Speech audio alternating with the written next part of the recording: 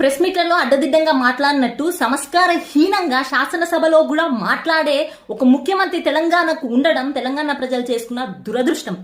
అయితే ఎంపీకి పోయినరు అంటే నీకు బాధ అవుతుందా?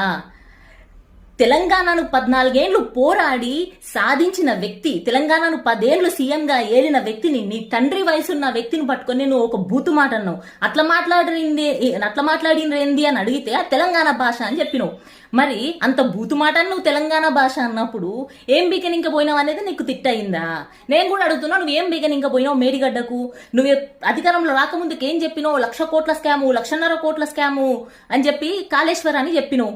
మరి అధికారంలోకి వచ్చి దగ్గర 70 రోజులు అవుతుంది కదా, ఇరిగేషన్ శాఖ నీ దగ్గరనే, మీ ప్రభుత్వంతోనే ఉంది కదా, అధికారం నీతో ఉంది కదా, ఏపీ ఎంక్వైరీ తీరి పత్రాలు ఎవరు స్కామ్ చేసిండ్రు, ఏడ చేసిండ్రు, ఏమైందని ఎంక్వైరీ అయింది తీయని అన్ని నిజాలు బయటికి తేల్చకుండా మా ప్రతిపక్ష నేతలు కూడా చెప్పిండ్రు కదా అసెంబ్లీలా, ఎంక్వైరీ చేయండి, నిజాలు తేల్చండి, కఠిన చర్యలు తీసుకోండి అని చెప్పినాక కూడా నువ్వు మళ్ళా బిల్డప్ల కోసం విహారయాత్రకు పోయినట్ల ఫోటోలు తీసి బిల్డప్లు ఇచ్చి పబ్లిసిటీ కోసము పోతే ఎవరైనా సరే ఎంక్వైరీ లేపియకుండా నిజాలు తేల్చకుండా పబ్లిసిటీలో పోతే ఏం పీకనింక పోయినావని అడుగుతారు. మరి ఎప్పుడు ఎందుకు ఏం పీకనింక పోయినావు? ఎంక్వైరీ ఏపీ మరి ఎందుకంటే నీతోన సాక్ష్యాలు లేవు, ఆధారాలు లేవు, అవన్నీ ఏమీ లేవు. కాబట్టి ఈరోజు నువ్వు పబ్లిసిటీ చేయించుకునికే పార్లమెంట్ ఎన్నికల్లో మళ్ళీ కాళేశ్వరాన్ని ఉపయోగించుకుందామని చెప్పి పబ్లిసిటీ చేయించుకునికే మళ్ళా నువ్వు ఇవన్నీ డ్రామాలు చేస్తున్నావు.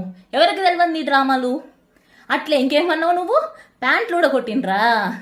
మరి 2014 నుంచి 2023 డిసెంబర్ వరకు ఇక్కడ తెలంగాణలో కాంగ్రెస్ ప్రతిపక్షంలో ఉంది. మరి మీ ప్యాంట్లు కూడా కొట్టినరా? మీరు ప్యాంట్లు లేకుండా తిరిగినరా ఎన్ని రోజులు తెలంగాణలో?